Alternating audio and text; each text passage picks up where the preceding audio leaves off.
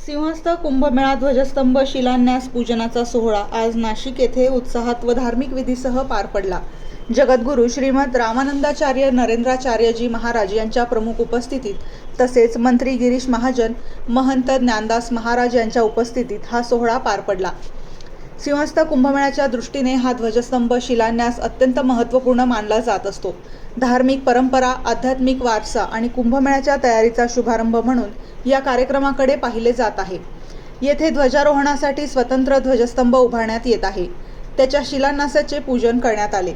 यावेळी गंगा गोदावरी पंचकोटी पुरोहित संघाचे अध्यक्ष चंद्रशेखर पंचाक्षरी, मुख्य विश्वस्त सतीश शुक्ल, हिमगौरी आडके, उपमहापौर विलास शिंदे, आमदार सीमा हिरे, आमदार देवयानी फरांदे, आमदार राहुल ढिकले, खासदार राजाभाऊ आजे, विभागीय आयुक्त डॉक्टर प्रवीण गेडाम, नाशिक महानगरपालिका आयुक्त मनीषा खत्री, पोलीस आयुक्त संदीप कर्णिक तसेच महंत ज्ञानदासजी महाराज, महंत वैष्णवदासजी महाराज, महंत माधवदासजी महाराज, महंत मुरलीधर महाराज, महंत मोहनदास महाराज, महंत राजेंद्रदास महाराज, महंत भक्तिचरणदास महाराज, महंत रामदासजी महाराज, श्रीकृष्ण देवानंद महाराज, संजय दासजी महाराज, हेमंतदासजी महाराज, महंत रामस्नेही दासजी महाराज, रामकिशोर दासजी महाराज यांच्यासह आखाड्याचे प्रमुख व महंत उपस्थित होते।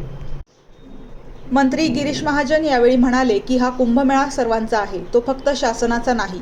सर्वांनी या कुंभमेळ्यात सहभागी व्हावे। जगद्गुरू रामानंदाचार्य नरेंद्राचार्यजी यांच्या मार्गदर्शनाखाली त्यांच्या अनुयायांनी स्वच्छता मोहीम राबवली।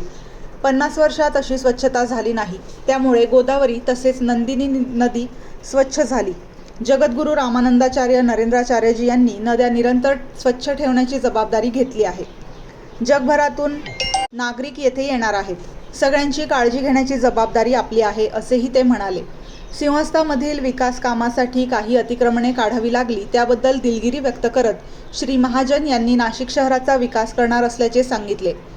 जगद्गुरू श्रीमद रामानंदाचार्य नरेंद्राचार्यजी महाराज यांनी उपस्थितांना मार्गदर्शन करताना सांगितले की अनादी कालापासून सिंहस्थ सुरू आहे, त्याला वैज्ञानिक कारण देखील आहे।